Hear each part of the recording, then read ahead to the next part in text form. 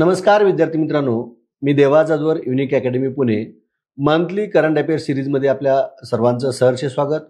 मे 2025 मध्ये ज्या महत्त्वपूर्ण चालू घडामोडी घडलेल्या आहेत त्याच्या संदर्भातला आढावा आपण घेणार आहोत। मे मध्ये जर तुम्ही बघितलं तर प्रादेशिक घडामोडीमध्ये सगळ्यात महत्त्वाची घटना घडली ती म्हणजे महाराष्ट्रात नवीन आरटीओला मे 2025 मध्ये 2 आरटीओला परवानगी दिली। याच्यामध्ये जर तुम्ही बघितलं तर पालघर जिल्ह्यातलं जे आरटीओ आहे MS 60 क्रमांकाचं, तर MS 60 ला पालघर मधलं जे MS 60 आहे त्याला परवानगी दिली 20 मे 2025 ला परवानगी दिली। म्हणजे या ठिकाणी एक लक्षात घ्या, 20 मे 2025 ला पालघर जिल्ह्याकरता आरटीओ क्रमांक किती असताना MS 60 असणार आहे।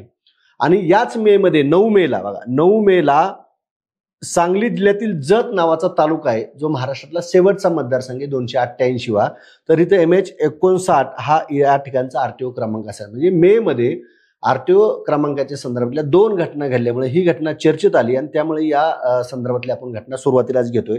आणि याच दरम्यान जर तुम्ही बघितलं तर त्याच्या आधीच्या पण काही घटना आपल्याला माहिती असणं गरजेचं आहे। एप्रिल 2025 मध्ये मीरा भाईंदर, ठाणे जिल्ह्यातील मीरा भाईंदर मध्ये नवीन उपप्रादेशिक परिवहन कार्यालय स्थापन करण्यात आलं MH 58 क्रमांकाचं।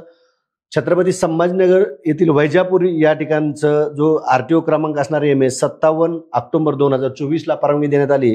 बुलढाणा जिल्ह्यातलं खामगाव या ठिकाणी MH 59 हा क्रमांक असणार आहे ऑक्टोबर 2024। आणि उदगीर, लातूर जिल्ह्यातील उदगीर या ठिकाणी MH 55 असणार आहे मार्च 2024। म्हणजे या ठिकाणी लक्षात घ्या, लेटेस्ट स्वरूपात जे आरटीओ क्रमांक मिळालेले आहेत ज्या ठिकाणाला ते आपण या ठिकाणी पाहिले आहेत।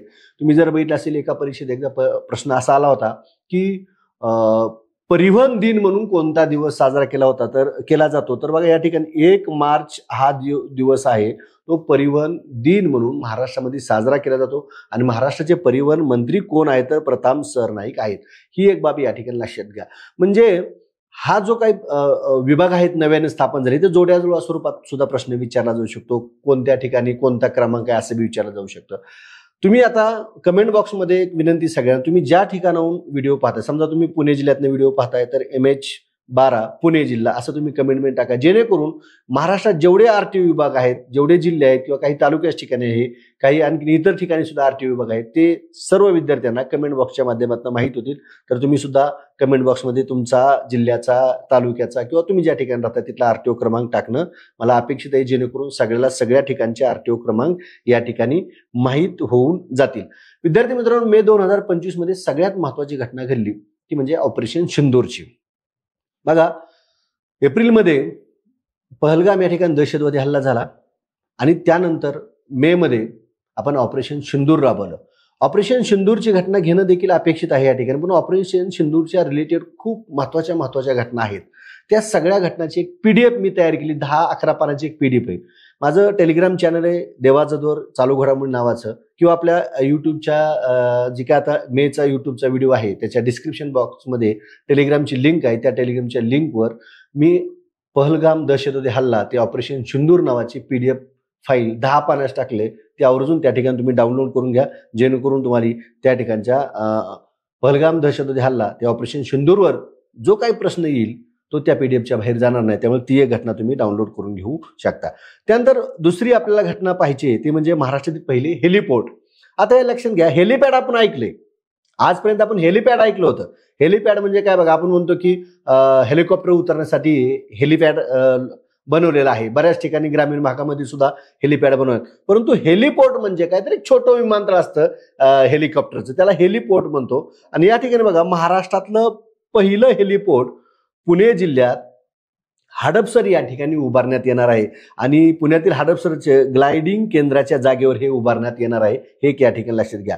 आणि याच ठिकाणी एव्हिएशन गॅलरी देखील साकारण्यात येणार आहे। देशातील पहिली एव्हिएशन गॅलरी देखील हेलिपोर्ट हडपसरच्या या ठिकाणी स्थापन करण्यात आली। आणि पुणे जिल्ह्याला हेलिकॉप्टरची राजधानी, देशाची हेलिकॉप्टरची राजधानी म्हणून कोणता जिल्हा ओळखला जातो तर पुणे जिल्हा ओळखला जातो। याच्या मागचं कारण आहे 20हून अधिक हेलिकॉप्टर्स कुठे आहेत, पुणे जिल्ह्यामध्ये आहेत। हेलिपोर्ट म्हणजे एक छोटेखानी विमानतळ, देशात 45 हेलिपोर्ट आहेत। देशात आता सध्या कार्यरत किती हेलिपोर्ट आहेत? 45 आहेत। हेलिपोर्ट म्हणजे हेलिकॉप्टर उतरण्यासाठी आणि उड्डाणासाठी वापरले जाणारे एक विशेष क्षेत्र आहे अशा पद्धतीने तुम्ही या ठिकाणी लक्षात घेऊ शकता. हेलिपोर्ट एक विस्तृत क्षेत्र आहे. हेलिपॅड एक लहान विशिष्ट क्षेत्र असतं.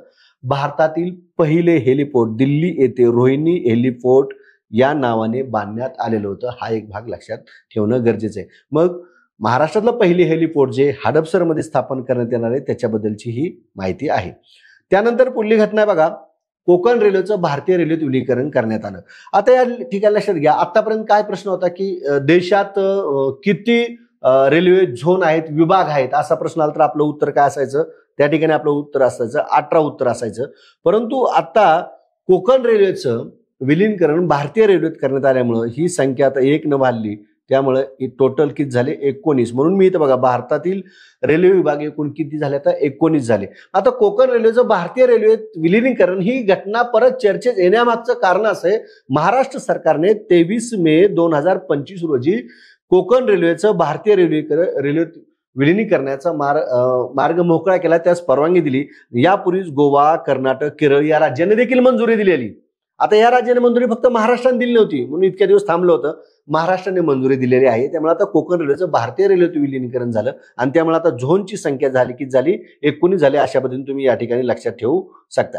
त्यानंतर बघा, आता या घटनेमुळे कोकण रेल्वे चर्चेत आली. मग कोकण रेल्वे स्थापना कधी झाली, 1990ला. पहिली रेल्वे 93ला त्या ठिकाणाहून सक्सेस झाले का नाही काम चालू झाल्यानंतर, म्हणून 93ला धावण्यात आली. पण काम पूर्ण झालं कधी, 1998 झालं. मार्ग कोणता असणार आहे कोकण रेल्वेचा, कोणता आहे तर रोहा, महाराष्ट्रामधले रोहा आणि कर्नाटकमधील ठोकूर हा मार्ग असणार आहे.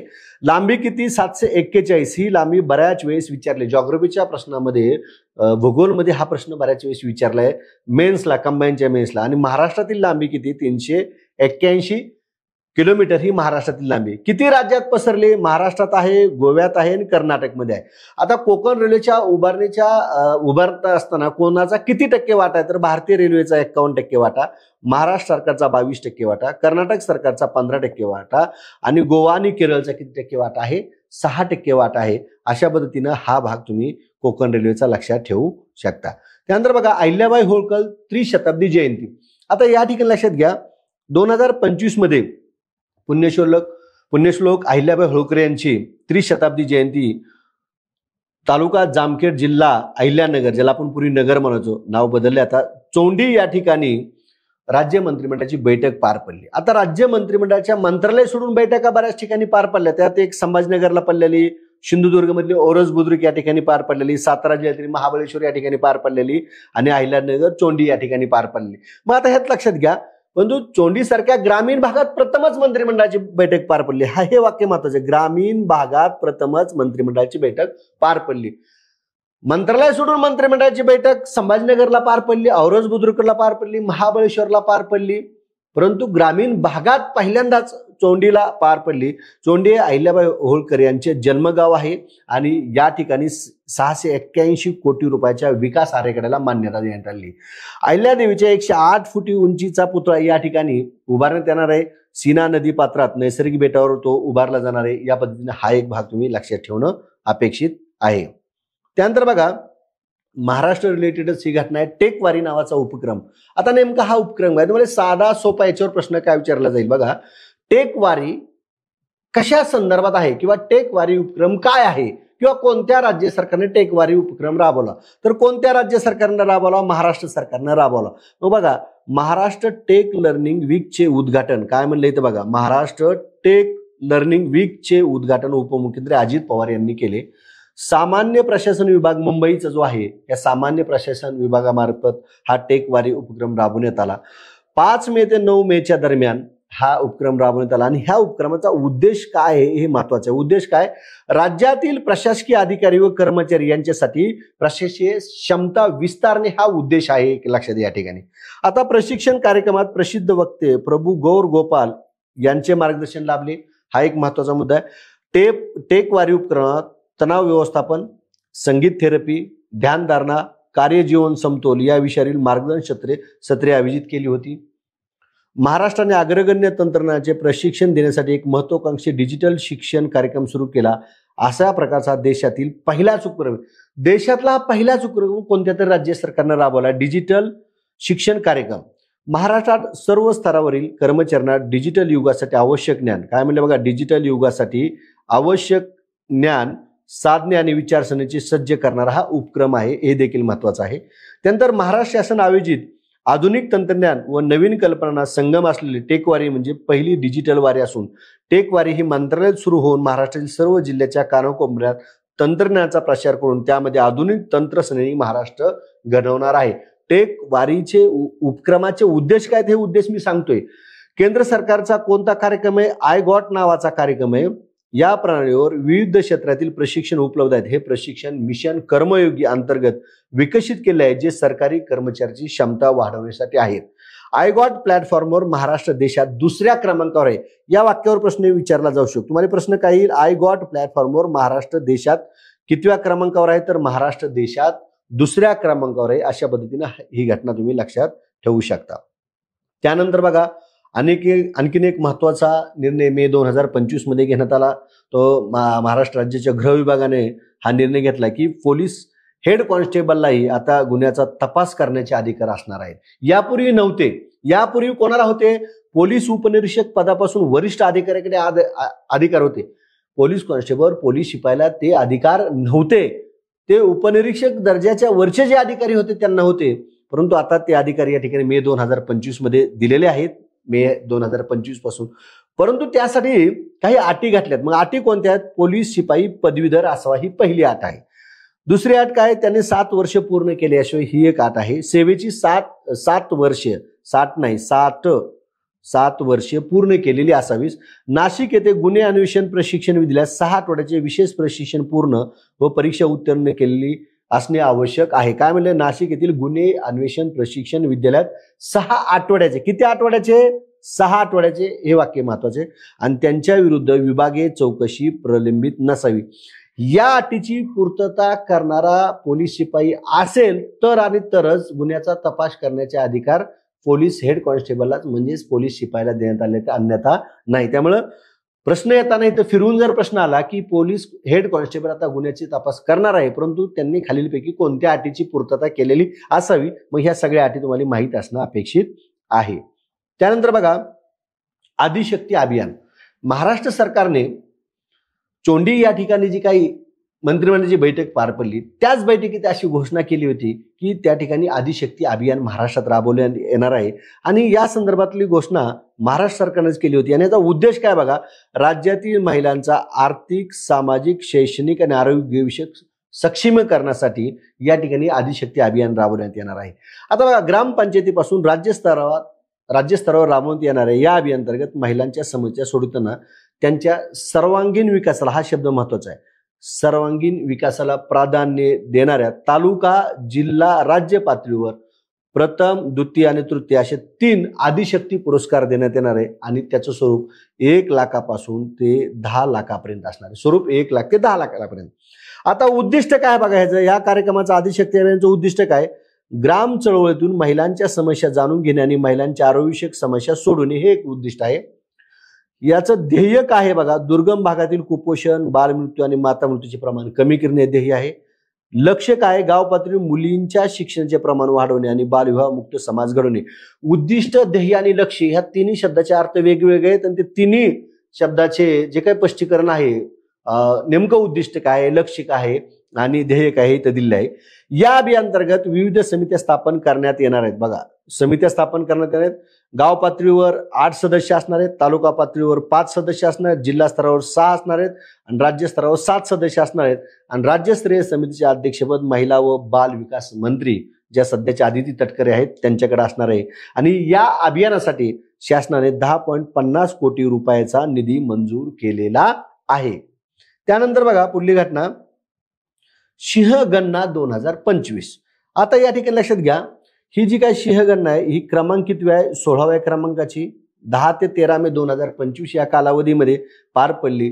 आणि याची आकडेवारी गुजरातचे मुख्यमंत्री भूपेंद्र पटेल यांनी 21 मे 2025 जाहीर केली. आणि ह्या आकडेवारीनुसार गुजरातमधील आशिया सिंहाची संख्या 2020 ला 674 होती बघा, आणि 2025 ला ती 891 वर पोहोचली आहे. म्हणजे बघा 20 ची संख्या 674 आहे, आताची संख्या किती झाली? 891 वर पोहोचली. 11 जिल्ह्यामध्ये 58 तालुक्यामध्ये 35,000 चौरस किलोमीटर क्षेत्रफळात आशिया सिंहाचे वास्तव्य आहे. आशिया सिंहाच्या संख्येत 217ने वाढ झाली. किती सिंहांनी वाढ झाली? 217ने वाढ झाली, हे देखील लक्षात ठेवा. गुजरात सरकारच्या नोंदीनुसार पहिली सिंह गणना जुनागडच्या नवाबाने 1936 मध्ये केली होती. 1936 मध्ये. 1965 मध्ये गिर जंगलाला, जिथं सर्वाधिक सिंह आढळतात, गिर जंगलाला अभयारण्य म्हणून घोषित करण्यात येते. तेव्हापासून गुजरात वन विभाग दर 5 वर्षांनी नियमितपणे सिंह गणना करते. कोण करतं? कोणतं राज्य करतं? तर गुजरातच करतं, एक लक्षात घ्या. भारतातील आशिया सिंहाचे घर कोणते आहे? गुजरात आहे. आशियाई सिंह गुजरातच्या गिर नॅशनल पार्कमध्ये सर्वाधिक आहेत आणि ते किती आहेत? 384. म्हणजे बघा, 891 मधले 384 कुठे आहेत? फक्त गिर नॅशनल पार्क मध्ये आहेत. पूर्वी गिर राष्ट्रीय उद्यानात आढळणारे सिंह आता इतर भागातही दिसू लागलेत, इतर त्या जवळच्या भागात दिसू लागलेत. फक्त पूर्वी गिरला होते. आशियाई सिंहाची IUCN च्या रेड लिस्टमध्ये अस्थिर म्हणून नोंदवली गेली. अलीकडे ती धोकादायक या स्थिती म्हणून सुधारलेली आहे असं सांगितलेलं आहे. आणि प्रोजेक्ट लॉयन हा जो काही उपक्रम सुरू करण्यात आलाय तो 2020 ला सुरू करण्यात आलाय. अशा पद्धतीने हा एक भाग लक्षात ठेवा. त्यानंतर पुढली घटना आहे सागरी जनगणना. काय म्हणलं बघा, सागरी गणना कितवी आहे? ती 5वी आहे. एक लक्षात घ्या, कितवी? 5वी. कालावधी एप्रिल ते डिसेंबर 2025 दरम्यान होणार आहे. तर या संदर्भातला ऍप काय? व्यास नॅव नावाचा ऍप असणार आहे. ही सागरी जनगणना 9 राज्यातील, किती राज्यात? 9 राज्यातील सागरी मासेमारी गावामध्ये, मासेमारी केंद्रामध्ये होणार आहे. 28 एप्रिल 2025 रोजी मुंबईत झालेल्या कोस्टल स्टेट्स फिशरीज मेळाव्यादरम्यान मोबाईल ऍप्लिकेशन लॉन्च करण्यात आले, ज्याचे अध्यक्षपद केंद्रीय मत्स्य व्यवसाय मंत्री राजीव रंजन सिंह यांनी भूषवले होतं. केंद्रीय सागरी मत्स्य व्यवसाय संस्था कोठे आहे? कोची, केरळ या ठिकाणी आहे. ही 9 किनारी राज्यामध्ये सागरी मत्स्य व्यवसाय गणना राबविण्यास नोडल एजन्सी आहे. 9 किनारी राज्य कुठले आहेत? गुजरात, महाराष्ट्र, गोवा, कर्नाटक, केरळ, तमिळनाडू, आंध्र प्रदेश, ओडिसा आणि पश्चिम बंगाल. भारतातील सागरी जनगणना पहिली 4849 ला झाली, दुसरी 1980 ला झाली, तिसरी 2005 ला झाली, चौथी 2010 ला झाली आणि त्यानंतर आता 5वी 2025 ला. आता व्यास NV म्हणजे बघा, फिलेन जेटी अप्रेंजल नेव्हिगेटर हे app ICAR central marine fisheries research institute द्वारे विकसित केलेला आहे. जनगणनेत मत्स्यपालन करणाऱ्या कुटुंबाची लोकशास्त्रीय आणि सामाजिक आर्थिक माहिती गोळा केली जाते. सागरी जनगणना कितवी आहे? 5वी आहे. आणि या 5वीच्या संदर्भातला हा भाग महत्वाचा आहे, तो लक्षात ठेवणं गरजेचं आहे. त्यानंतर जातीनिहाय जनगणनेची संदर्भातली घोषणा एप्रिलमध्ये करण्यात आली, एप्रिल-मे मध्ये.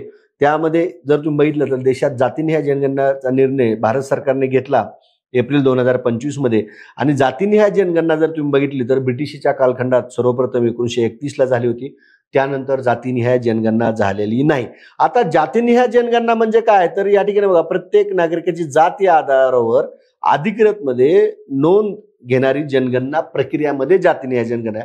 यामध्ये नागरिकाची माहिती गोळा करताना केवळ वय, लिंग, धर्म, शिक्षण या गोष्टीबाबत त्याची जात, उपजात आणि सामाजिक प्रवर्ग याचाही उल्लेख असणार आहे. हे वाक्य महत्वाचं आहे. जात, उपजात आणि सामाजिक प्रवर्ग, ST, OBC आणि जनरल याचा उल्लेखही केला जाणार आहे. आणि मग याची जातनिहाय घेण्याची उद्दिष्टे काय आहेत बघा, जनतेतील विविध जातीचे अचूक प्रमाण जाणून घेणे, मागास, वंचित, अल्पसंख्याक घटकाची खरी स्थिती समजून घेणे, सामाजिक आर्थिक योजनांची व्यवस्थित आखणी करणे, आरक्षण, शैक्षणिक सुविधा, नोकऱ्यामध्ये न्याय वाटप यासाठी जातनिहाय जनगणना जी आहे ती गरजेची असते. म्हणून जातनिहाय जनगणनेवर प्रश्न आला तर एप्रिल-मे मध्ये या ठिकाणी ही परवानगी दिलेली आहे आणि यापूर्वी 1931 ला झाली होती. त्यानंतर बघा, ज्या घटनेवर प्रश्न विचारला जाईलच अशी घटना म्हणजे सर्वोच्च न्यायालयाचे नवीन सरन्यायाधीश म्हणून महाराष्ट्रीयन व्यक्ती यांची निवड करण्यात आली आहे. न्यायमूर्ती भूषण गवई हे भारताचे सर्वोच्च न्यायालयाचे 52वे सरन्यायाधीश असणार आहेत. 160 दिवसाचा कार्यकाल असणार आहे. 14 मे ला त्यांचा कार्यकाल सुरू झाला, 23 नोव्हेंबर 2025 ला संपणार आहे. न्यायमूर्ती KG बालकृष्ण यांच्यानंतर भूषण गवई हे या पदावर विराजमान होणारे अनुसूचित जातीतील दुसरे सरन्यायाधीश ठरले. KG बालकृष्ण यांच्यानंतर तर बौद्ध समाजाचे प्रतिनिधित्व करणारे देशाचे पहिले सरन्यायाधीश ठरलेत. अशा पद्धतीने तुम्ही या ठिकाणी इथं न्यायाधीशाऐवजी सरन्यायाधीश म्हणा, सरन्यायाधीश ठरले आहेत.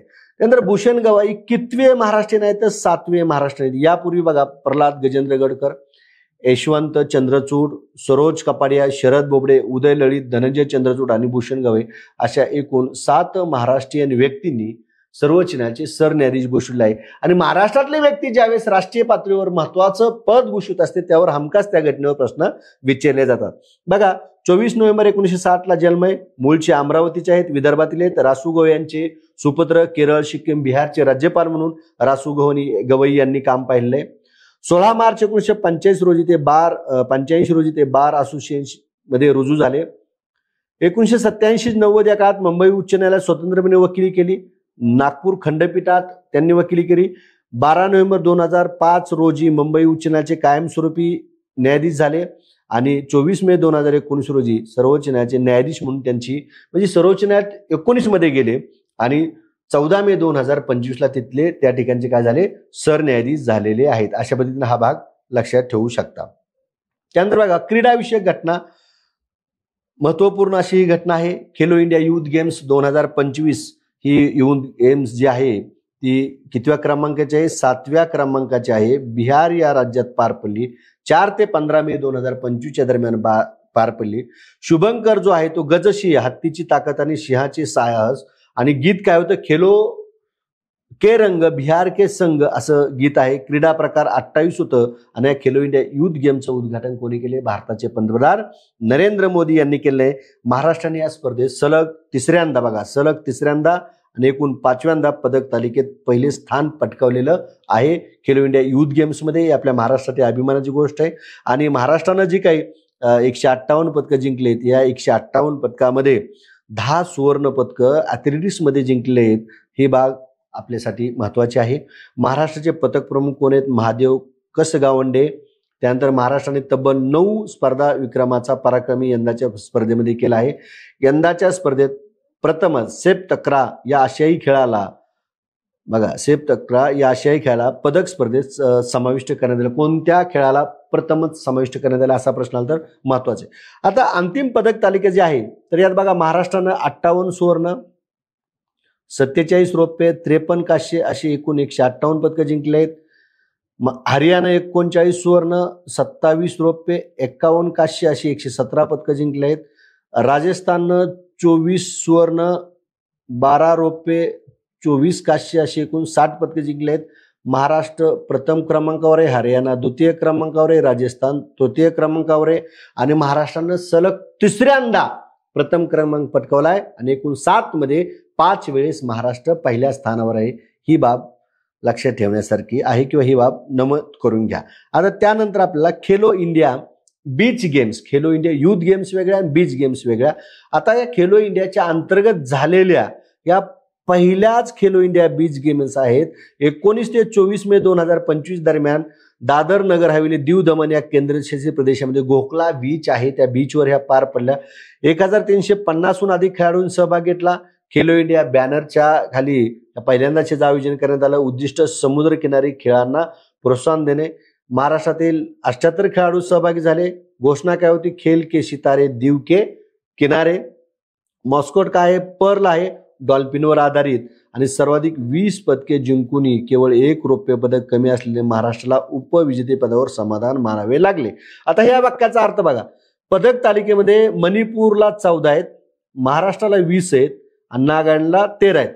तुम्ही म्हणाल सर महाराष्ट्राला 20 आहेत, मणिपूरला 14 आहेत, महाराष्ट्र प्रथम क्रमांकावर असायला पाहिजे, परंतु तसं नाही. बघा, मणिपूरला 5 सुवर्ण आहेत, महाराष्ट्राला 5 सुवर्ण आहेत. मणिपूरला 6 रौप्य आहेत, महाराष्ट्राला 5 रौप्य आहेत. इथं 1 रौप्य पदक कमी असल्यामुळं एकूण संख्यात्मक याच्यामध्ये महाराष्ट्र वरी असला आणि मणिपूर संख्यात्मक ह्याच्यामध्ये खाली असला तरी रौप्य पदक एक एक्स्ट्रा जिंकलेलं आहे, त्यामुळे पदक तालिकेत मणिपूरचा प्रथम क्रमांक लागतो. ही बाब नोंद करून घेणं गरजेचं आहे. म्हणजे मणिपूरनं 5 सुवर्ण, 6 रौप्य, 3 कांस्य अशी एकूण 14 जिंकली. महाराष्ट्राने 5 सुवर्ण, 5 रौप्य, 10 कांस्य अशी 20 पदकं जिंकली. नागालँड तिसऱ्या क्रमांकावर 5 सुवर्ण, 3 रौप्य, 5 कांस्य अशी एकूण 13 पदकं या ठिकाणी नागालँडनं जिंकलेली आहेत. त्यानंतर विराट कोहली आणि रोहित शर्मानं या ठिकाणी काय केलंय, कसोटी क्रिकेटमधून निवृत्ती घेतली. त्यांच्यावर आपल्याला प्रश्न विचारला जाईल. तर बघा, 12 मे 2025 भारताचा स्टार फलंदाज विराट कोहली कसोटीमधून निवृत्त झाला. आता मग रेकॉर्ड विचारले जातील. एकूण सामने 123, धावा 9230, शतके 30 केले आहेत, अर्धशतके 31 आहेत आणि द्विशतकं 7 केले आहेत विराट कोहलीने. विराटच्या नेतृत्वात भारताने 40 कसोटी सामने जिंकले कॅप्टन असताना. कसोटीतील सर्वोच्च धावसंख्या विराट कोहलीची 254 आहे. विराटने जून 2011 मध्ये कसोटीमध्ये पदार्पण केले. पहिला सामना वेस्ट इंडिज संघाविरुद्ध खेळला. कसोटीत 7 द्विशतके ठोकणारा कोहली एकमेव कर्णधार आहे. त्यानंतर रोहित शर्मा कसोटीमधनं निवृत्त झालेला आहे. तर बघा आता 7 मे 2025 रोजी रोहित शर्माने कसोटी क्रिकेटमधून निवृत्ती जाहीर केली. आधी रोहित शर्माने केली, नंतर विराट कोहलीने जाहीर केली. आता रोहित शर्माची कसोटी कारकीर्द सामने 67, धावा 4302, शतके 12, अर्धशतके 18. नोव्हेंबर 2013 मध्ये वेस्ट इंडिज विरुद्धच्या कोलकाता ते पहिला कसोटी सामना. शेवटचा कसोटी सामना 20 डिसेंबर 2024 विरुद्ध ऑस्ट्रेलिया विरुद्ध. रोहितने 2022 ते 24 दरम्यान 24 कसोटी सामन्यात भारतीय संघाचं नेतृत्व केलेलं आहे. टोपण नाव हिटमॅन म्हणून या टोपण नावानं ओळखला जातो. मेलबोर्न ऑस्ट्रेलिया विरुद्धची कसोटी आकर्षचा सामना ठरला रोहित शर्माची. त्यानंतर क्रीडाविषयक मध्ये सगळ्यात महत्वाची, ज्यावर प्रश्न विचारला जाईलच अशी घटना म्हणजे दोहा डायमंड लीग स्पर्धा. आता प्रश्न विचारला जाईलच असं का म्हणलं, बघा भारताचा भालाफेकपटू जो आहे Neeraj Chopra Doha diamond league मध्ये 90.23 मीटरचा थ्रो करून ऐतिहासिक कामगिरी केली. आता नीरज चोप्राने ऑलिम्पिकमध्ये सुद्धा पदकं जिंकल्यात, परंतु जो भाला फेकलाय तो 90च्या पार नव्हता, 90च्या आतच होता. दोहा डायमंड लीग मध्ये पहिल्यांदा नीरज चोप्राच्या आयुष्यामध्ये 90.23 मीटरचा भाला फेकण्यात आला. त्यामुळे नीरज चोप्रावर इथं दोहा डायमंड लीगवर सुद्धा प्रश्न किंवा फिरून प्रश्न विचारले, नीरज चोप्रानं कोणत्या स्पर्धेमध्ये 90.23 मीटरचा भाला सर्वाधिक आजपर्यंतचा सर्वाधिक त्याच्या लाईफ मधला, तर दोहा डायमंड लीग मध्ये. आता कतारची राजधानी दोहा येथे 16 मे 2025 रोजी झालेल्या डायमंड लीगच्या स्पर्धेत नीरजने ही कामगिरी केली. नीरज चोप्राचे मार्गदर्शक कोणी जान झेलजनी, त्यांचा विक्रम 98.48 मीटर भालाफेकचा आहे. बघा 98.48, नीरजनं आता 90.23चा फेकलाय. नीरजने त्याच्या करिअरमध्ये पहिल्यांदाच 90.23 मीटरचा टप्पा पार केला. अशी कामगिरी करणारा तो पहिला भारतीय खेळाडू ठरला. या स्पर्धेत जुलियन वेबरने, जे जर्मनीचे आहेत, 91.6 मीटर भाला फेकला. ते प्रथम क्रमांकावर आणि नीरज चोप्रा द्वितीय क्रमांकावर राहिलेले आहेत. त्यानंतर पुढली घटना आहे क्रीडामधली सुधीरम कप 2025. आता ही सुधीरम कप कोणत्या खेळाशी संबंधित आहे असा प्रश्न आला तर त्याचं उत्तर काय, बॅडमिंटन. बॅडमिंटन वर्ल्ड फेडरेशनद्वारे या कपचं आयोजन केलं जातं. ही द्विवार्षिक मिश्र सांघिक बॅडमिंटन स्पर्धा आहे. आवृत्ती 19वी 27 एप्रिल ते 4 मे. ठिकाण चीनमध्ये. विजेता देश चीन आहे. 14 विजेतेपद आहेत, सलग 4थे विजेतेपद. उपविजेता दक्षिण कोरिया. चीन 14 वेळा विजेता, दक्षिण कोरिया 4 वेळा, इंडोनेशिया 1 वेळा. डिक सुधीरम यांच्या स्मरणार्थ ही स्पर्धा खेळवली जाते आणि या स्पर्धेत सुरुवात झालेली 1989ला या स्पर्धेची सुरुवात झालेली आहे. त्यानंतर सॅप अंडर-19 स्पर्धा ज्या आहेत 2025 मध्ये पार पडलेल्या 7व्या क्रमांकाच्या, कितव्या क्रमांकाच्या 7व्या, भारत विजेता आहे. चौथ्यांदा भारताने विजेतेपद मिळवले. उपविजेता कोण आहे, बांगलादेश आहे. 9 ते 18 मे 2025च्या दरम्यान. कालावधी कोणता आहे, 9 ते 18 मे 2025. ठिकाण कुठले, golden jubilee stadium, Arunachal Pradesh. प्रथमच भारतात आयोजन हे सॅप अंडर-19चं करण्यात आलं होतं. सहभागी संघ 6 आहेत, भूतान, बांगलादेश, मालदीव, नेपाळ, भारत, श्रीलंका. प्ले पुरस्कार या स्पर्धेतला भारताला मिळाला. सर्वोत्तम गोलकीपर सूरज सिंग अहिबाम, सर्वोत्तम खेळाडू मोहम्मद अरबाज, सर्वाधिक गोल डॅनी मेईतेई 5 गोल आणि भारताचा कर्णधार कोण होता, सिंग म युम शमी नावाची व्यक्ती यामध्ये भारताचा कर्णधार होता. त्यानंतर पुढली घटना म्हणण्यापेक्षा सॅप बद्दल आपण थोडक्यात माहिती पाहूया. बघा, साऊथ आशियन फुटबॉल फेडरेशन, दक्षिण आशियाई फुटबॉल महासंघ स्थापना 1997 झाली. मुख्यालय ढाका, बांगलादेश या ठिकाणी मुख्यालय आहे. आशियाई फुटबॉल महासंघाची ही प्रादेशिक उपसंघटना आहे. अध्यक्ष कोण आहेत याचे, तर काजी सलाउद्दीन हे सध्याचे अध्यक्ष आहेत. आणि सदस्य देश किती आहेत, 7. बांगलादेश, भूतान, भारत, मालदीव, श्रीलंका, पाकिस्तान, नेपाळ. 7 सदस्य आहेत, परंतु सहभागी किती सांगितले होते, 6 सांगितलेत, कारण यात पाकिस्तान सहभागी नव्हता.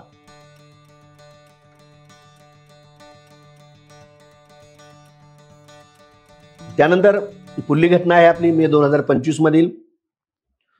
बघा, नीरज चोप्रा टेरिटोरियल आर्मीमध्ये लेफ्टनंट कर्नल या पदावर हे पद देण्यात आले, मानद पदवी देण्यात आली. आता कोणते पद, तर लेफ्टनंट कर्नल हे पद. भारताचा गोल्डन बॉय अशी नीरज चोप्राची ओळख आहे. 14 मे 2025 घोषणा करण्यात आली. 16 एप्रिल 2025 पासून नियुक्ती असणारे अनेक राजकारणी, खेळाडू, सेलिब्रिटी प्रादेशिक सैन्याचे सदस्य राहिले आहेत. आता टेरिटोरियल आर्मी बघा, आता ऑपरेशन सिंदूरमध्ये सुद्धा चर्चेला होती. केंद्र सरकारने आदेश दिला होता की गरज पडली तर तुम्ही टेरिटोरियल आर्मीचा म्हणजे प्रादेशिक सैन्याचा काय करून घेऊ शकता, त्यांना सहभागी करून घेऊ शकता. आता टेरिटोरियल आर्मी ही प्रादेशिक सैन्य स्वयंसेवकाची एक सहाय्यक लष्करी संघटना आहे. भारतीय सैन्याला वेळ पडल्यास सेवा प्रदान करण्याचं काम टेरिटोरियल आर्मी करते. 9 ऑक्टोबर 1949 स्थापना झाली. त्याला सेकंड लाईन ऑफ डिफेन्स असं देखील म्हणलं जातं. हे वाक्य महत्वाचं आहे, सेकंड लाईन ऑफ डिफेन्स असं म्हटलं जातं. आता टेरिटोरियल आर्मीचे भाग असणारे जे काही वेगवेगळ्या सेलिब्रिटी व्यक्ती आहेत ते कोण कोण आहेत बघा. महेंद्रसिंग धोनीला इतर लेफ्टनंट कर्नल हे मानद पद देण्यात आलं होतं. नाना पाटेकरला कॅप्टन, सचिन पायलटला लेफ्टनंट, कपिल देवला लेफ्टनंट कर्नल, अनुराग ठाकूर यांना lieutenant, Abhinav Bindra lieutenant colonel, Mohanlal Vishwanath Nair यांना लेफ्टनंट कर्नल, राजवर्धन सिंह राठोड यांना कर्नल ह्या वेगवेगळ्या पदव्या देण्यात आलेल्या, मानद पदव्या देण्यात आल्या होत्या. त्यानंतर अर्थविषयक मधलं आपल्याला एक महत्वाची घटना पाहिजे. न्यू डेव्हलपमेंट बँकेचा 9वा सदस्य देश म्हणून अल्जेरियाला मान्यता देण्यात आली. ती कधी देण्यात आली? 19 मे ला मान्यता देण्यात आली. मग new development bank, BRICS development bank असं दुसरं नाव आहे, परंतु NDB या नावाने ही बँक ओळखली जाते. स्थापना 2015 झाली. सदस्य ब्राझील, रशिया, भारत, चीन, दक्षिण आफ्रिका, बांगलादेश, UAE, इजिप्त आणि अल्जेरिया. अल्जेरिया कितवा झाला या ठिकाणी सदस्य? 9वा सदस्य झालाय अल्जेरिया. ही बहुपक्षीय विकास बँक असून ती पायाभूत सुविधा आणि शाश्वत विकास प्रकल्पासाठी निधी पुरवते. स्थापनेपासून NDBने स्वच्छ ऊर्जा कार्यक्षमता, वाहतूक, पायाभूत सुविधा, पर्यावरण संरक्षण, पाणी पुरवठा आणि स्वच्छता, सामाजिक आणि डिजिटल पायाभूत सुविधा यासह अनेक प्रमुख क्षेत्रामध्ये 40 अब्ज अमेरिकन डॉलर्सच्या 120हून अधिक गुंतवणूक प्रकल्पांना मान्यता दिलेली आहे. आता यात सगळ्यात महत्वाचं काय तर अल्जेरिया NDBचा कितवा सदस्य? 9वा. आणि जर वेगळ्या पद्धतीने प्रश्न विचारला कोणता सदस्य देश आहे, कोणता सदस्य देश नाही, तर आपल्याला ते 9चे 9 सदस्य देश माहिती असणं गरजेचे आहे.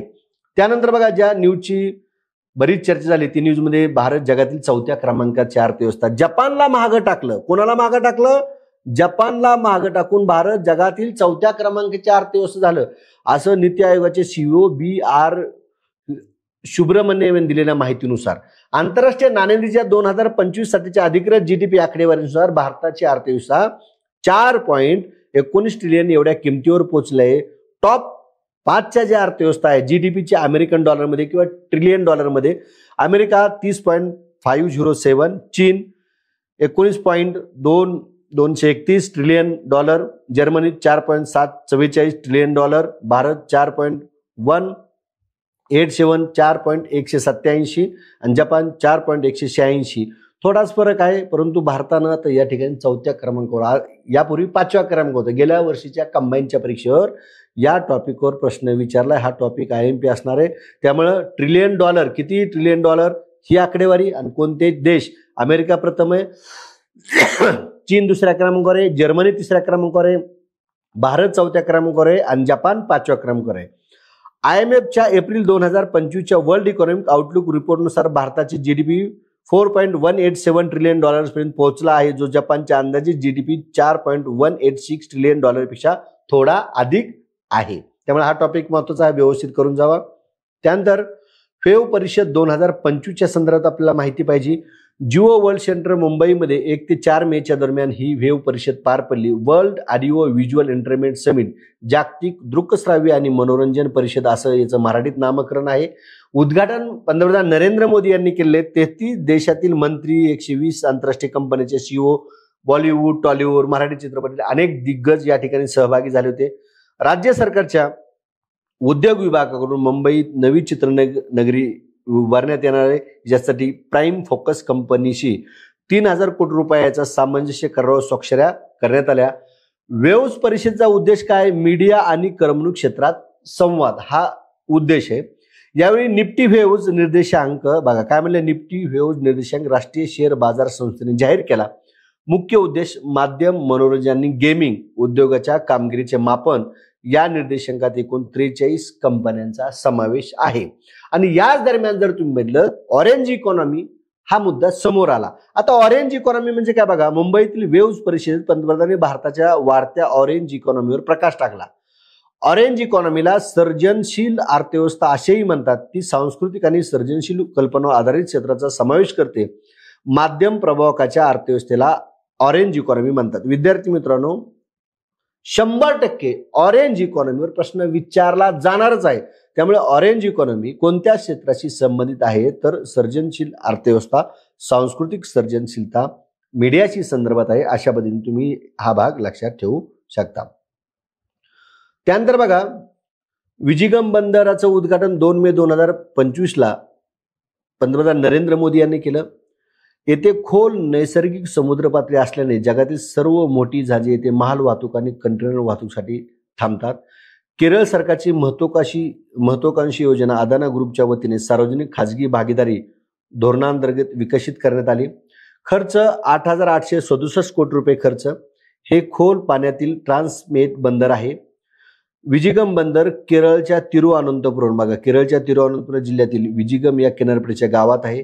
हे भारताचे पहिले समर्पित ट्रान्समिट बंदर आणि देशाचे पहिले अर्थ स्वयंचलित बंदर आहे. हे भारतातील पहिले स्वदेशी कृत्रिम बुद्धिमत्ता संचालित फेसल ट्रॅफिक मॅनेजमेंट सिस्टीम दर्शवते, जे भारतीय तंत्रज्ञान संस्था IIT मद्राससह विकसित केले गेलेले आहे. विजिगम बंदर कोणत्या राज्यात आहे? कुठल्या राज्यात आहे? केरळ राज्यात आहे. त्याची इतर वैशिष्ट्ये मी तुम्हाला सगळी सांगितलेली आहेत. त्यानंतर राष्ट्रीय मध्यवस्था परिषद, बघा काय म्हणले, राष्ट्रीय मध्यस्थता परिषद उद्घाटन राष्ट्रपती द्रौपदी मुर्मू यांनी 3 मे 2025ला. ठिकाण नवी दिल्ली. क्रमांक कितवा? पहिली राष्ट्रीय मध्यस्थता परिषद या ठिकाणी नवी दिल्ली या ठिकाणी पार पडली. आणि उद्देश काय? न्यायालयाबाहेर सेटलमेंटला प्रोत्साहन देणे. बघा ही पहिलीच आहे, राष्ट्रपतींनी उद्घाटन केलंय, त्यामुळे ही घटना IMP आहे. मी यापूर्वी तुम्हाला सांगितले की पहिल्या घटना शक्यतो IMP असतात, त्या विचारल्या जातात. न्यायालयाबाहेर सेटलमेंटला प्रोत्साहन देण्यासाठी राष्ट्रीय मध्यस्थता परिषदेचं उद्घाटन नवी दिल्ली या ठिकाणी द्रौपदी मुर्मू यांनी केलं. राष्ट्रीय मध्यस्थता कायदा 2023 आहे. या कायद्यात पंचायतींना कायदेशीर अधिकार देऊन खेड्यातील वाद सोडण्यासाठी मध्यस्थता ग्रामीण भागात विस्तारित करण्यास प्रोत्साहन देते. हा कायदा न्यायालयाचा काय करतं? भार कमी करतं.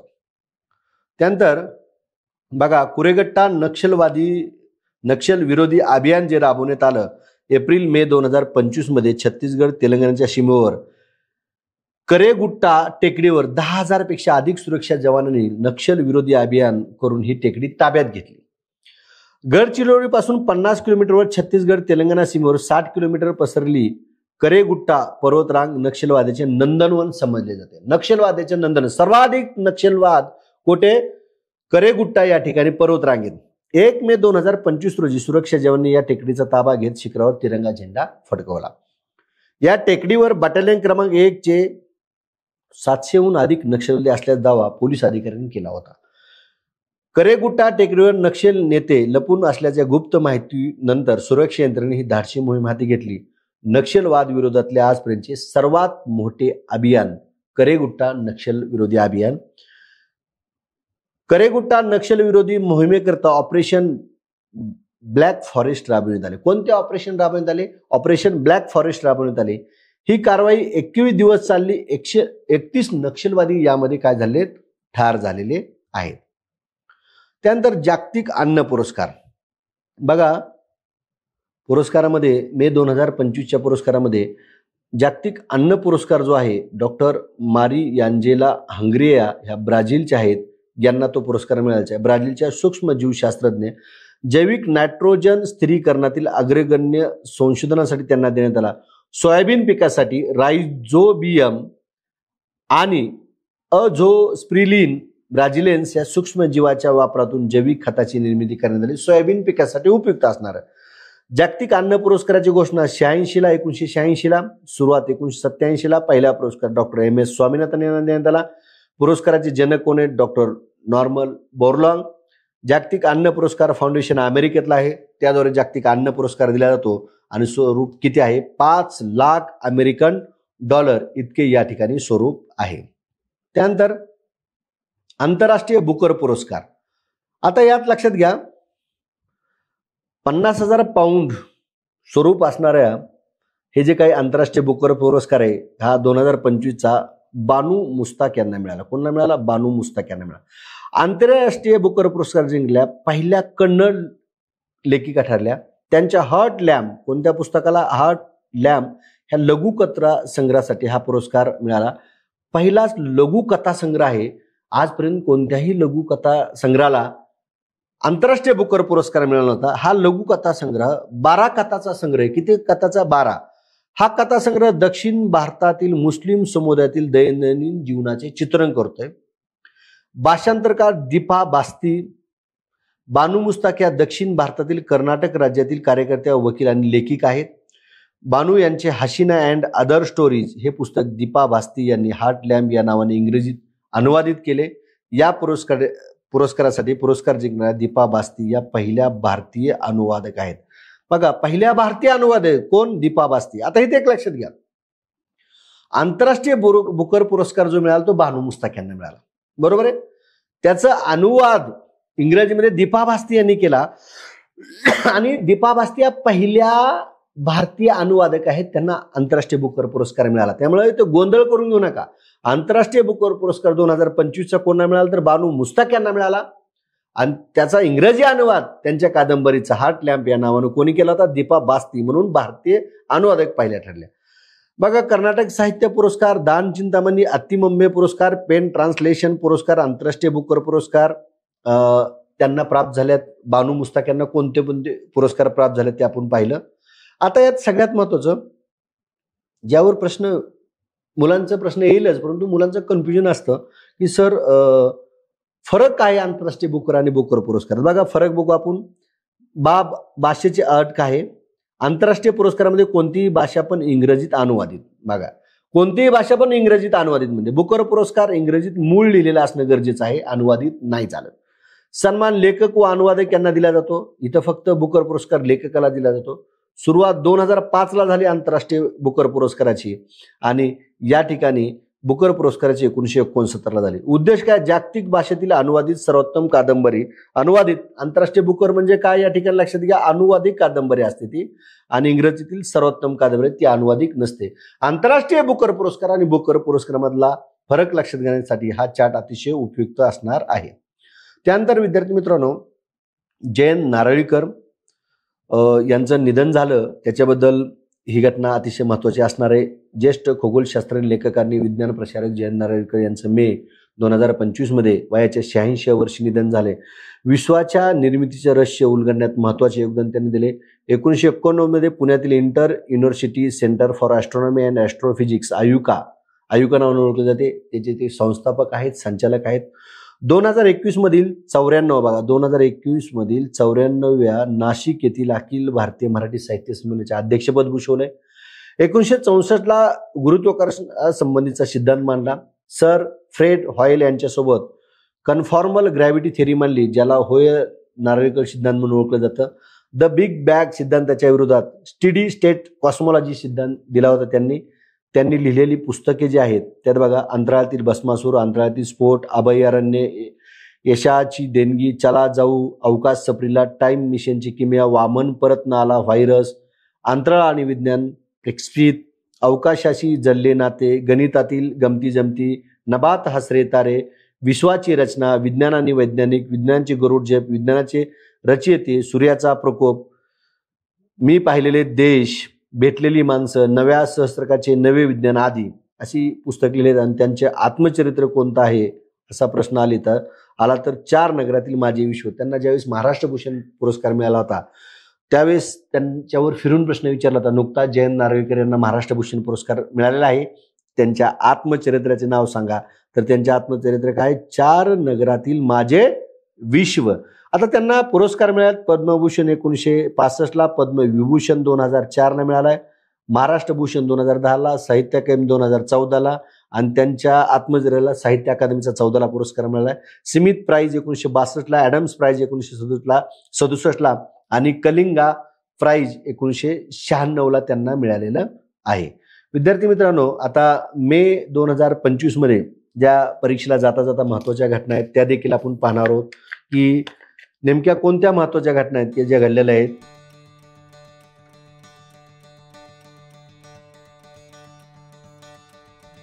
परीक्षेला जाता जाता मध्ये मे मधल्या घटनामध्ये आपण पाहूया.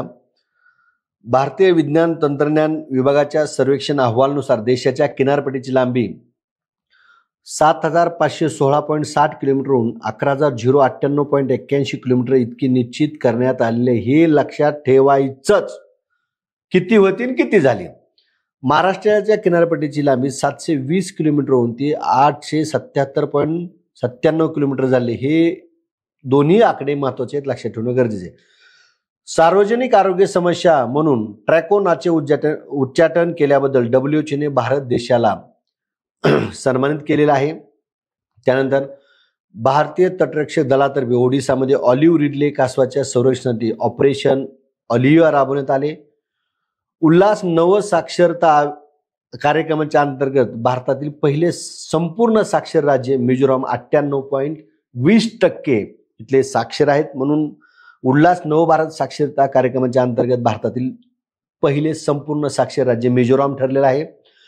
माझे घर माझे अधिकार हे ब्रीद वाक्य असलेलं राज्य गृहनिर्माण धोरण 2025 जाहीर करण्यात आलं. नव्या धोरणानुसार 5 वर्षात राज्यात 35 लाख घरे बांधण्यात येणार आहेत आणि यासाठी 70,000 कोटी रुपये खर्च होणार आहे.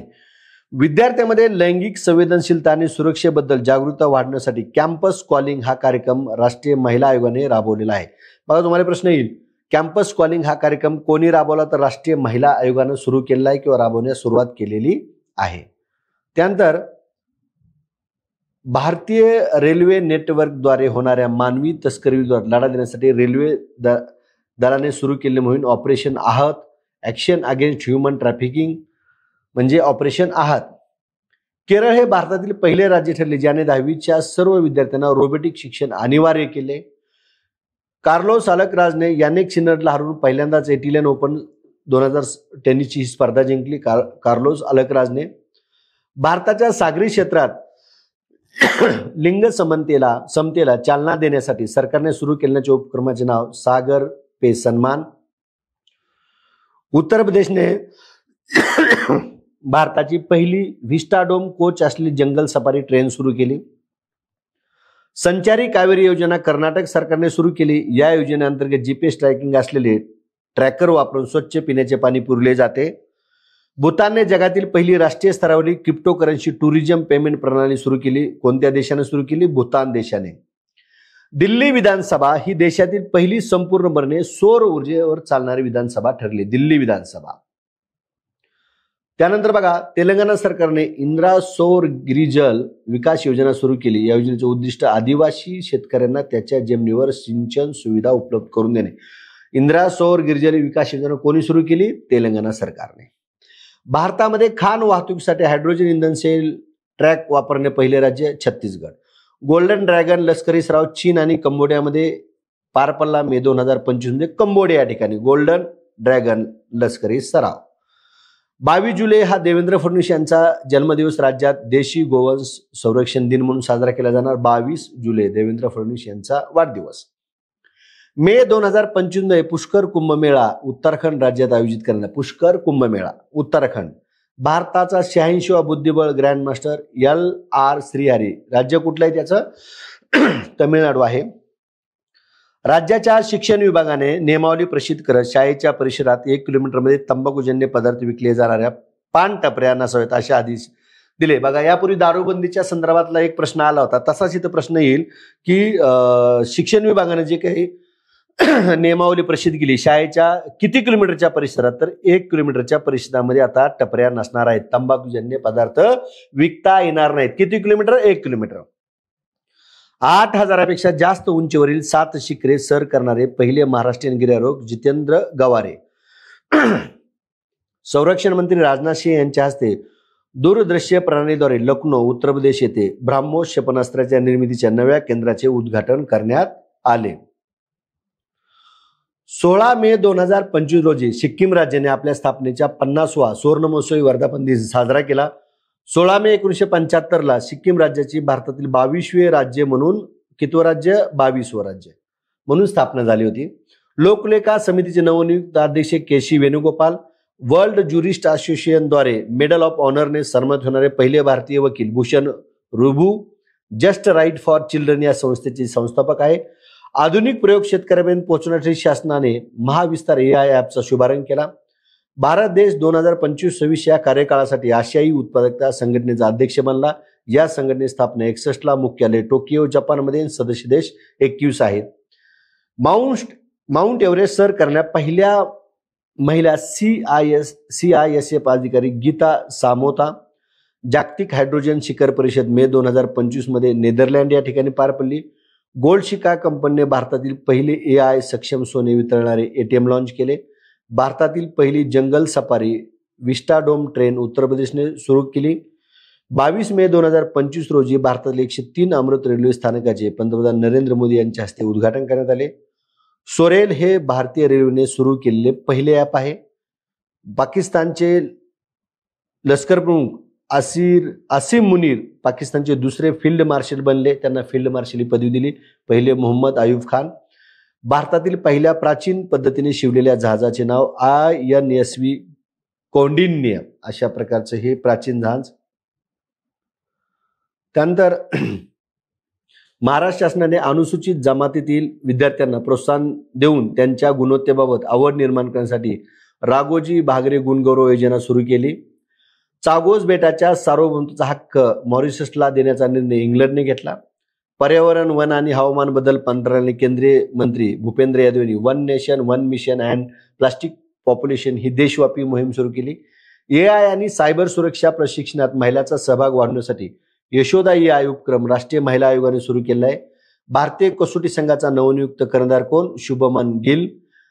दुसरे महाराष्ट्र पोलीस साहित्य संमेलन नाशिक येथे विश्वास नागरे पाटील यांच्या अध्यक्षतेखाली पार पडले. मोनॅको ग्रँड पिक्स मध्ये फॉर्म्युला 2 शर्यत जिंकला पहिला भारतीय कुश मैनी. कर्नाटक आणि गुजरातनंतर स्पेस इंडस्ट्रियल पॉलिसी जाहीर करण्यात तिसरे राज्य देशातलं Tamil Nadu. World organisation for animal हेल्थचा पहिला state of the world animal health हा अहवाल प्रसिद्ध केला. भारत सेवा केंद्र म्हणजे BSK ही chamber of commerce and industry of India CCI इंडियाने सुरू केलेली राष्ट्रीय योजना आहे. या उपक्रमाचा उद्देश ग्रामीण भागातील नागरिकांपर्यंत सरकारी सेवा आणि कल्याणकारी योजना पोहोचवणे.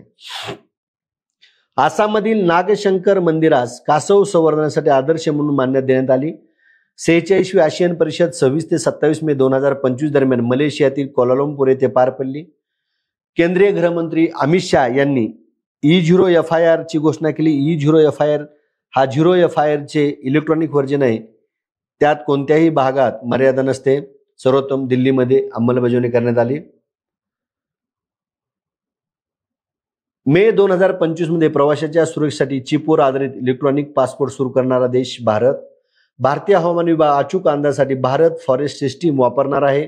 फोरकास्ट सिस्टीम वापरणार आहे. ही प्रणाली भारतीय उष्णदेशीय हवामानशास्त्र संस्था पुणे येथे विकसित केली. BFS ही भारतात तयार झाली प्रगत अंदाज प्रणाली असून 6 किलोमीटर रिझोल्युशन देते. ती जगातील सर्वाधिक आहे. 27 मे 2025 रोजी पंतप्रधान नरेंद्र मोदी गुजरातमधील दाहोद येथे भारतीय रेल्वेच्या पहिल्या 9000 अश्वशक्ती क्षमतेच्या इलेक्ट्रॉनिक इंजिनचे उद्घाटन केले. घराघरात उद्योजकता वाढवण्यासाठी आंध्र प्रदेश सरकारने वन फॅमिली वन उद्योजक योजना सुरू केली. NDAच्या 75व्या वर्षाच्या प्रगती इतिहासात प्रथमच महिलाची तुकडी पासिंग आउट परेड सहभागी झाली. NDA मध्ये दाखल झाल्यानंतर 17 महिला कॅन्डिडेट्सनी 3 वर्षे शारीरिक, मानसिक, बौद्धिक प्रशिक्षणाची कसोटी यशस्वीरित्या पूर्ण केलेली आहे. श्रमिक कुटुंबातील मुलांना शाळेत आणण्यासाठी ज्योती योजना केरळ सरकारने सुरू केली. पंतप्रधान नरेंद्र मोदी यांच्या अध्यक्षतेखाली नीती आयोगाची 10वी गव्हर्निंग काउन्सिल मीटिंग नवी दिल्ली येथे झाली.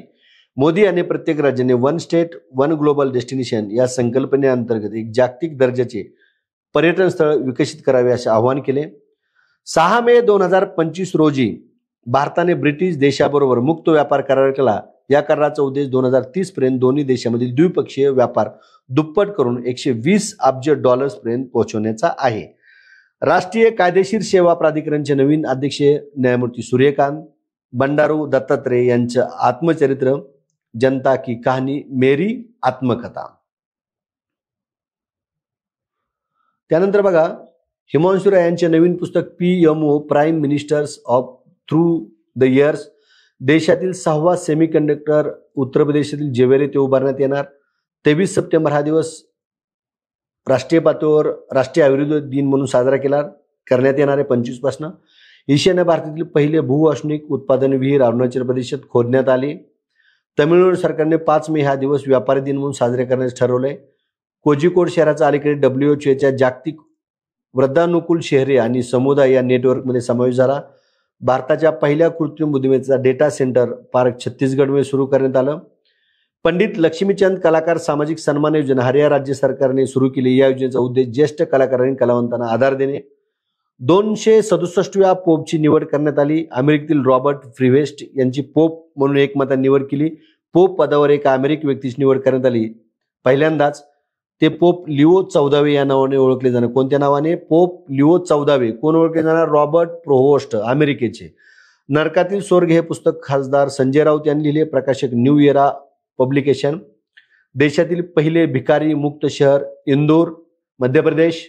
2026च्या पद्म पुरस्कारासाठी महाराष्ट्रात नावे पाठवण्यासाठी जयकुमार रावल यांच्या अध्यक्षतेखाली 7 सदस्यीय समिती नेमण्यात आलेली आहे. त्यानंतर बघा, राजकोट येथे 11 मे 2025 रोजी मुख्यमंत्री देवेंद्र फडणवीस यांच्या हस्ते छत्रपती शिवाजी महाराजांच्या 93 फूट उंच पुतळ्याचे अनावरण करण्यात आले. शिल्पकार राम सुतार आणि अनिल सुतार. पॅलेस्टिनी कवी आणि प्रसिद्ध लेखक मोसब अबू नोहा यांना गाझामधील शारीरिक आणि मानसिक यातनाचे वर्णन करणाऱ्या निबंधासाठी पुलिझर पुरस्कार मिळालाय. अमरनाथ यात्रेचे संरक्षण करण्यासाठी भारतीय सुरक्षा दलाने सुरू केलेल्या ऑपरेशनचे नाव ऑपरेशन शिवा. निवडणुका संदर्भातील सर्व माहिती सेवा एकाच ॲपवर उपलब्ध देण्याच्या अनुषंगाने केंद्रीय निवडणूक आयोगाने ECINET हे ॲप सुरू केले. जिनोम संपादित तांदळाच्या जाती विकसित करणारा भारत हा जगातील पहिला देश. ICARने DDR राईस 100 आणि पुसा DST राईस या 2 जाती विकसित केल्या. आनंदीबेन पटेल ज्या उत्तर प्रदेशच्या राज्यपाल आहेत, त्यांच्या आत्मचरित्राचं नाव काय? चुनौतिया मुझे पसंद है.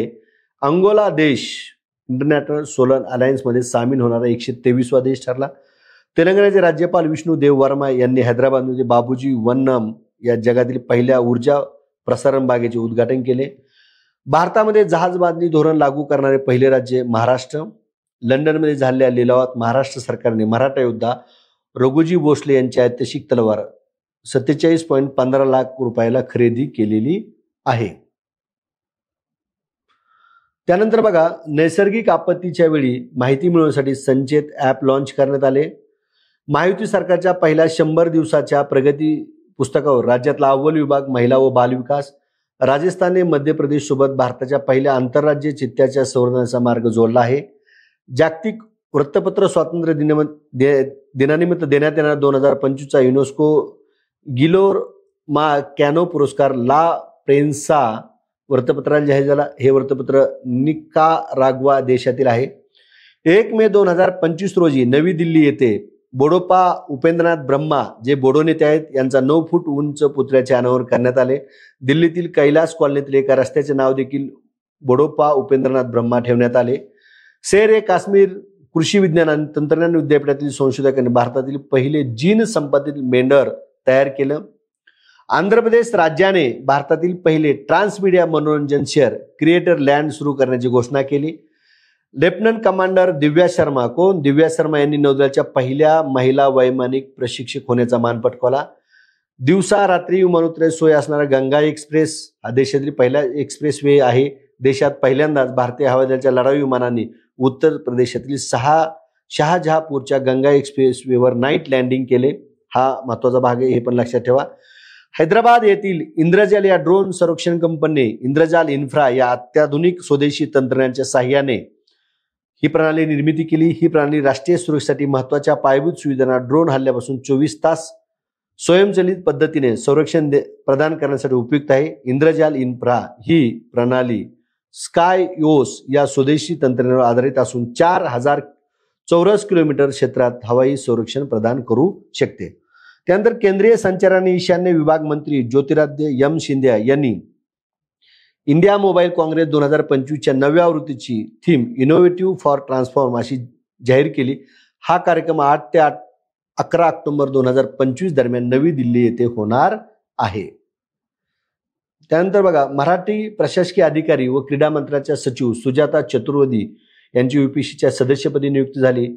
या पदावर दुसऱ्या मराठी व्यक्ती ठरल्यात निवड होणाऱ्या. यापूर्वी 2017ला अजित भोसले यांची निवड झाली होती आणि तुम्ही बघितलं असेल UPSCचे नवनियुक्त अध्यक्ष 35 म्हणून डॉक्टर अजय कुमार यांची निवड झाली. त्यांच्या आधीच सुजाता चतुर्वेदी यांची सदस्य म्हणून निवड झाली आणि UPSCचे नवनियुक्त 35वे अध्यक्ष Ajay Kumar. IAAF junior world cup स्पर्धेत 19 ते 27 मे 2025 दरम्यान जर्मनी येथे पार पडली. सदर स्पर्धा रायफल, पिस्तूल, शॉटगन प्रकारातील होती. भारताच्या युवा नेमबाजांनी एकूण 11 पदके जिंकली. या स्पर्धेत भारत प्रथम क्रमांकावर राहिला.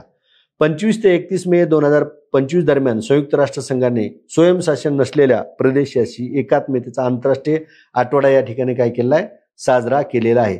विद्यार्थी मित्रांनो, मे 2025 मधील ज्या ज्या काही महत्त्वाच्या चालू आहेत त्या आपण पाहिल्या आहेत.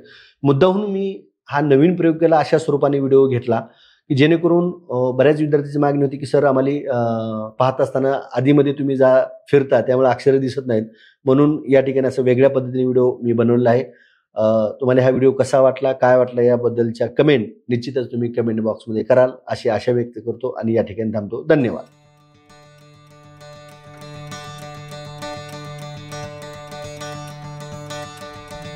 2025 नवीन शैक्षणिक वर्ष जून 2025 पासून चालू होते. तुमची 10वी झाली असेल, 10वीचा रिझल्ट आलेला आहे, 12वीचा रिझल्ट आलेला आहे. 10वी झाल्यानंतर किंवा 12वी झाल्यानंतर बरेच विद्यार्थी आपल्या करिअरचा मार्ग शोधत असतात.